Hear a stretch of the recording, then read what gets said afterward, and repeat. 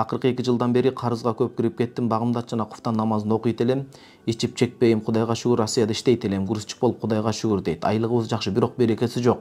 Азыр Кыргызстандамын, же ишим жок, ден соолугум күн сайын начарлап атат. Көп ойлончу болдум.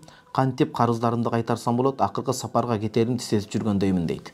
Экинчи, устаз Кудайдын буйругу экен, көп карыз болуп түшүмдө мен өлгөндө ак көгүчкөн үйдөн мүрзеге чейин коштоп барат. Акыркы күндөрү ден соолугум начарлап көп сыгычуу болдум, өлүмдү эстеп эле.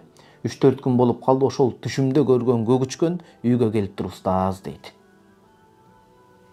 Баягы түшүмдө көргөн көгүчкөн, ак көгүчкөн мүрзөгө чейин мени коштоп барып атты дедиңиз, ошол көгүчкөндү көрүпсүз деме.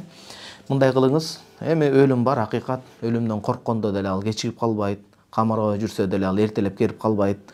Мындайча айтканда, өлүм акыйкат бар. Болгону карыз ээлерин колдон келишинче бир сый тамак кылып чакырыңыз үйгө. Карыз ээлерин чакырыңыз дагы, айтыңыз: туугандар, менин Россияда иштеп жүргөндө жумушум бар эле, азыр кичине ден соолук солгундап начарлап атат. Жалкоолонуп жатып алган жерим жок, мына буюрса иштин көзүн карап аракет кыламын.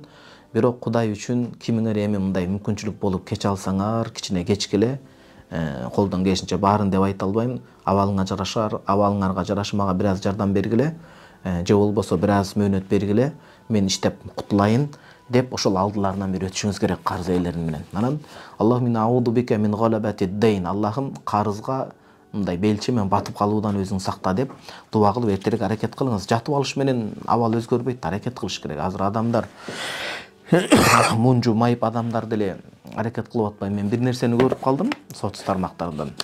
Кытай мамлекетинде атайын жаш курактагы өспүрүм балдарга мектепте ошол ата-энелердин өтө оор турмуштун кыйын кезеңдери баштарына түшкөндө оор жагдайларда ата-эненин иштегенин сөзсүз бир маал мектепте программада көрсөтүп коюп берет экен да бул. Эмне деген тетиги тоо башында электр энергиясында, эмне деген оор жүк майып, бир колу жок, бир буту жок, чолоңдоп жүрсө дагы, бул эч кимди кемсинтүү эмес. Ошондой болсо дагы, мындай бир үй бүлөсүн багам деп, бир нанды табам деп аракет кылган ата-энелер сөз балдарга көрсөтөт экен. Анткени ата-эненин ошол үмүтүн актайм деп баланын билимге болгон умтулуусу бөлөк болуш керек.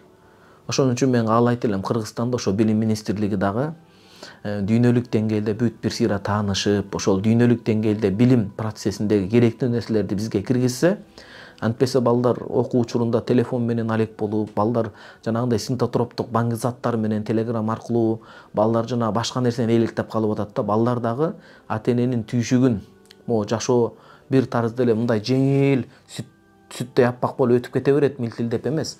Жашоонун кыйынчылыгын билиш керек.